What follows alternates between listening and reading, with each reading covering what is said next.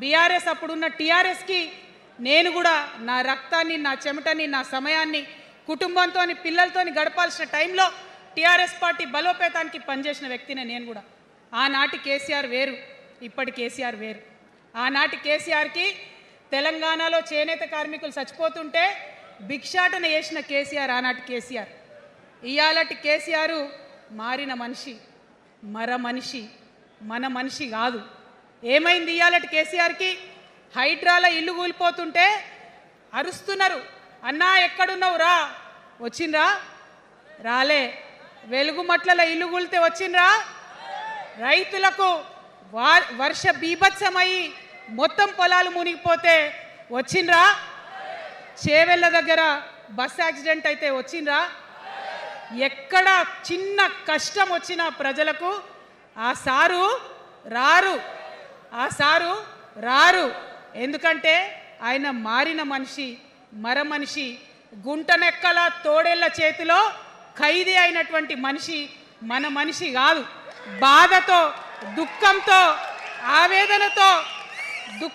ఆవేదనతో చెప్తున్న మాట, సంతోషంతో చెప్తలేని ఈ మాట. నేను ఇవాళ నేనేం చేసిందే మీకు తెలియదా? నేనేం చేసిన? కాళేశ్వరంలో అవినీతి జరిగిందన్న మాట చెప్పిన. అంటే అవినీతి జరిగిందని చెప్పిన నన్ను బయటేసి అవినీతి చేసిన పందికొక్కుల్ని పక్కన కూర్చోబెట్టుకున్నారు చూడు. అది మన కేసీఆర్ కాదు, అది మన కేసీఆర్ కాదు. కాదు, ఆత్మలేని మరబొమ్మ ఇప్పుడున్న కేసీఆర్, మన కేసీఆర్ కాదు.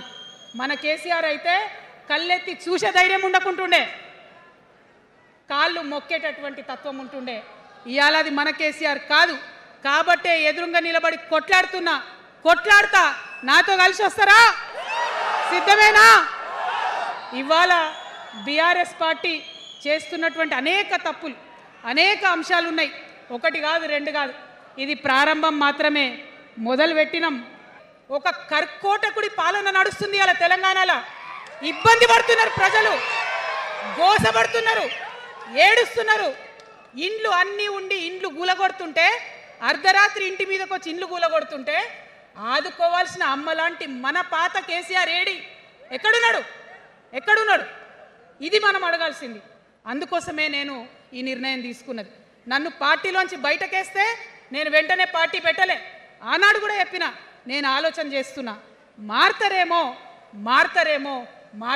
అని చూసిన. పదే వేచి చూసిన. ఇప్పుడు ఏం జరుగుతుంది ఈ రాష్ట్రంలో? ఒక కర్కోటకుడు ఆయన పరిపాలన జరుగుతుంది. బాధ అనిపిస్తుంది ఒక పొలిటికల్ లీడర్ని కర్కోటకుడు అనాలంటే. కానీ అనక తప్పని పరిస్థితి.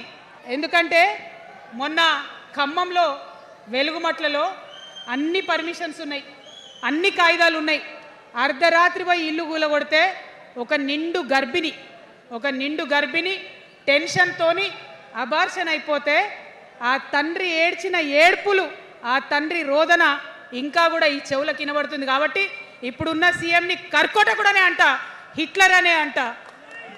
2 నెలల చిన్న పాప పసికందు కుమ్మెర గ్రామంలో చచ్చిపోతే ఇప్పటి వరకు కూడా కేసు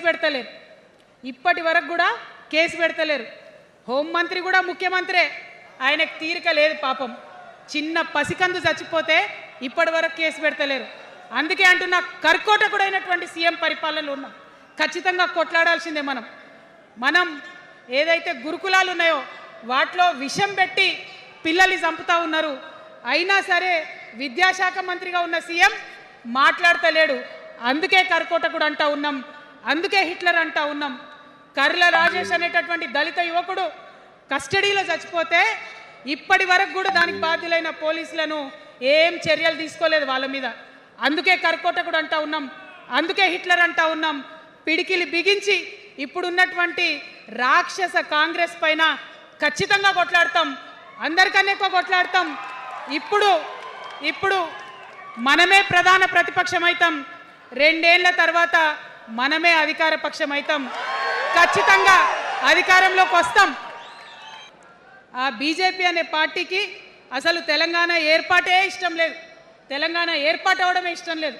అందుకే వాళ్ళ అగ్రనాయకత్వం అంతా కూడా ఏం మాట్లాడతారు?